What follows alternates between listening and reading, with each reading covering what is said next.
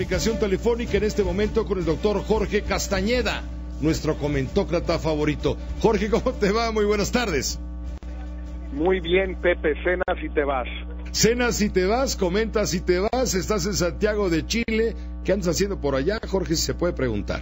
No, bueno, vine a una conferencia en la Cancillería y en un ciclo que acaban de inaugurar en honor a el ex canciller chileno Orlando Letelier, que fue asesinado en Washington. Ya van a ser 40 años el año que entra. Entonces se inauguró un ciclo de conferencias aquí en su honor y bueno, pues invitaron a algunos amigos de Chile y en eso estamos aquí, Pepe. Es un buen contexto para comentar contigo, Jorge, la presencia de Raúl Castro Ruz, el presidente cubano, quien está por arribar dentro de una hora a nuestro país, concretamente a Mérida, la capital de Yucatán, para un encuentro de un solo día y medio con el presidente de la República. ¿Cómo lo estás leyendo, Jorge? Tú fuiste protagonista importante cuando eras canciller, yo estuve ahí en La Habana, tú fuiste protagonista de un momento grave que casi causa la ruptura de relaciones entre México y Cuba. Bueno, eso más bien los momentos más tensos vinieron después de esa visita, Pepe, pero en efecto, mira, lo primero que me viene a la mente, Pepe, es que por razones, en este caso muy aleatorias, que no son de índole política hasta donde yo entiendo, se confirma lo que ya se sabía. En los 56 años que Fidel Castro y Raúl Castro han gobernado a Cuba, ni una sola vez ha habido una visita bilateral, ni de Fidel ni de Raúl a la Ciudad de México, y ya no hubo en la vida de ambos, cosa que es un poquito sorprendente cuando pensamos cuánto se ha vanagloriado el PRI y México, o ciertos mexicanos, de la gran amistad entre México y Cuba. Mucha amistad, pero no para invitar a Fidel a México. Te invito a mi isla, a mi casa de campo, al pueblo, a lo que tú quieras. Te invito a la conferencia latinoamericana, pero sí, come si te vas. A las cumbres en Guadalajara, te invito a la toma de posesión con otros 20, pero a ti solito y a la Ciudad de México, no. Y se confirma, esta vez por razones de salud de Raúl, estoy de acuerdo, pero de cualquier manera se confirma ya esto. Entonces yo creo que podemos concluir de manera bastante categórica, Pepe, que en la vida de Fidel y de Raúl Castro nunca fueron, ya es un hecho, nunca fueron en visita bilateral a la Ciudad de México, a pesar de la supuesta amistad entrañable entre los dos pueblos, bla, bla, bla, bla, bla. Claro. Ese es un primer punto que me parece importante destacar y que seguramente muchos de los que nos escuchan no sabían, Pepe. Correcto, es correcto. Lo único que percibimos, los que no sabemos, es que ha habido 18 años de distanciamiento, 3 sexenios. Bueno, mira, primero lo de Cedillo yo creo que fue la segunda mitad, y Calderón, la verdad, hizo todo lo posible por ponerse de tapete con los cubanos. Todo lo posible. Lo que pasa es que pues ellos preferían al PRI, pero Calderón hizo todo lo posible por, digamos, reparar, él diría el daño que hicimos Fox y yo, y Derbez, y yo diría la dignidad mexicana de no estar ya de tapete con los cubanos como desde la época de López Mateos. Pero en todo caso, Calderón sí hizo todo lo que estaba en sus manos. Calderón es un castrófilo empedernido profundamente, es una gente que le tiene un enorme cariño a la Revolución Cubana, más por antiamericano Calderón que por otra cosa, pero se lo tiene, no tengo yo la menor duda al respecto. Pues sí, trae mensaje político la presencia del presidente de Cuba en Yucatán, en nuestro país.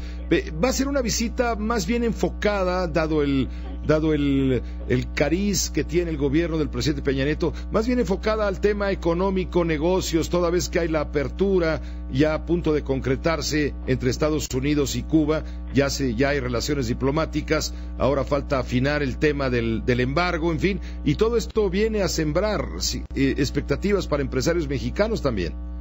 Bueno, veremos si eso es cierto. Fue lo mismo que se dijo en la época de Calderón, justamente se dijo cuando fue el presidente Peña Nieto a La Habana. Hay que recordar que él ya fue a La Habana y tuvo una visita pues muy cordial, muy exitosa, llevó a varios empresarios, se perdonó la deuda que Cuba tenía con México, se suprimió, se borró pues, Entonces, vamos a ver si esto del interés económico para los empresarios mexicanos se confirma o no, ya no en intenciones, en proyectos, en promesas, sino en los hechos. Sigue habiendo un gran obstáculo, Pepe, que es la vigencia no solo del embargo, que no creo que se vaya a levantar en los próximos años, no existen las condiciones políticas en Estados Unidos para que eso suceda, pero además de eso sigue existiendo las secciones 3 y 4 de la el Cuban Democracy Act, llamada Helms-Burton, que ha dificultado muchísimo las inversiones mexicanas en Cuba desde hace ya casi 20 años, desde el 96, porque existe el peligro para cualquier empresario mexicano que invierta en Cuba y que pueda adquirir activos cubanos que hayan sido propiedad de ciudadanos norteamericanos hace muchos años, que pierdan la visa para entrar a Estados Unidos. No se ha aplicado, pero sabemos que ese fue un disuasivo muy grande para los empresarios, sobre todo de Monterrey, pero todo México, para invertir en Cuba. Han invertido muy pocos. La inversión mexicana en Cuba es muy pequeña comparada con Chile, con Colombia, con Perú, con Guatemala, etcétera. Es realmente ínfima, como lo es también, por supuesto, el comercio exterior.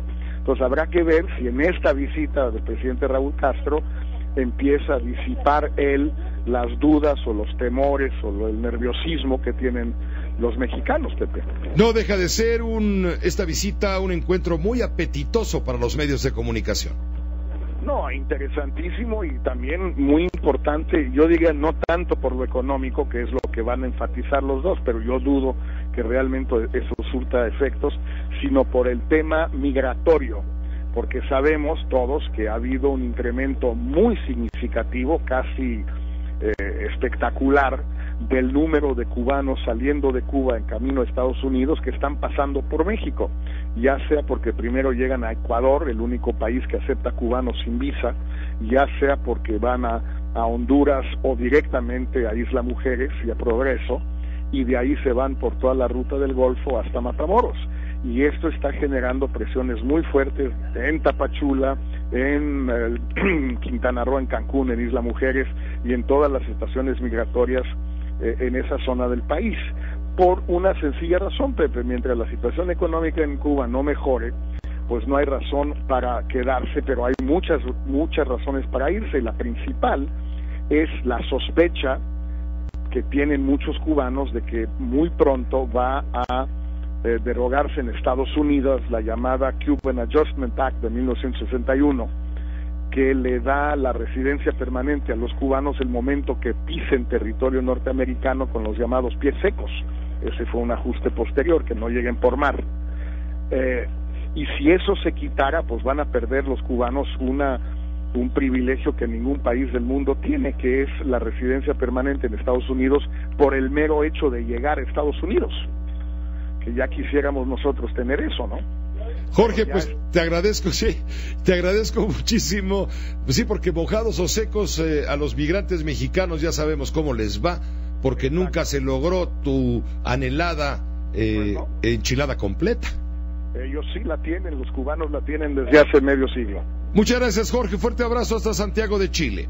Gracias, Pepe. Hasta mañana, gracias. Es el doctor Castañeda quien aquí, Carlos Alberto Pérez, hace un par de años le compuso esta rola, pues para encuadrar su comentario.